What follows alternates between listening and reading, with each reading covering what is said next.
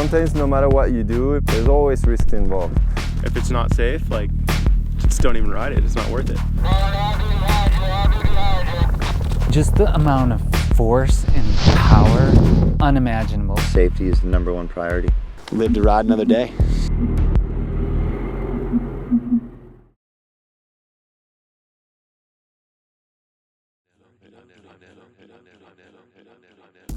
It's important as well to have a good team that you can rely on. Your group, the people you're traveling with, is the most important part. You want to be confident in the people you choose to ski with, and you're putting your lives in their hands. So you might be able to know that you can save them, but if they don't know how to save you, then you might want to choose some different skiing friends. So I think a good backcountry skier is somebody that has acquired a good experience, has old equipment, is checked and is properly working, and he did some training with the equipment he has, and that look around a lot, general awareness of the mountain. Another important point is to watch your people, and especially to declare to have a dedicated leader. Imagine you have a problem, then you have to make quick decisions. All right, let's spread out and get into a grid till we get our first signal. In the terrain, you should always apply safety standards. For example, if you cross a steep slope, just go one by one. If you have to traverse maybe 500 meters or more, you have to keep safety distance. You should care for safe stops and safe starting places. Be aware of the steepness of the slope and also give clear instructions where to go and how to go.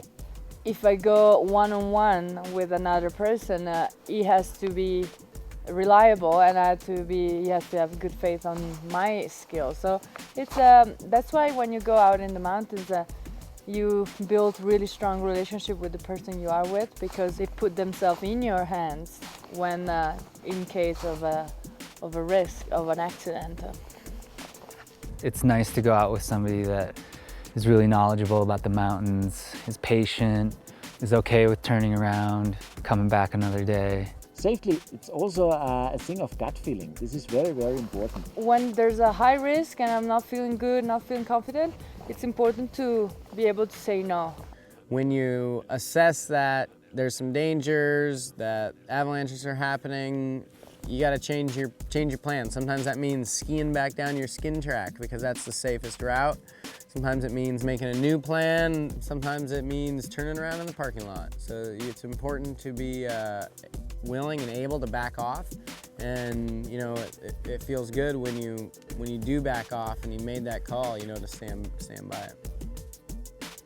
We got out there and it was so deep, like massive amount of wind, a bunch of new snow, cracking and whoomphing all over the place, and then as we dropped in, the temperature's rising, just kind of getting wet down here, so we're out of here for the day. Done. It's so many factors have to be aligned together to be safe, and at the same time so many factors can take you down. So when you're in the mountains, you need to be always aware of everything around you. Remember, these episodes are not a substitute for formal avalanche education. So take a course, get out and practice your backcountry skills, and know your boundaries.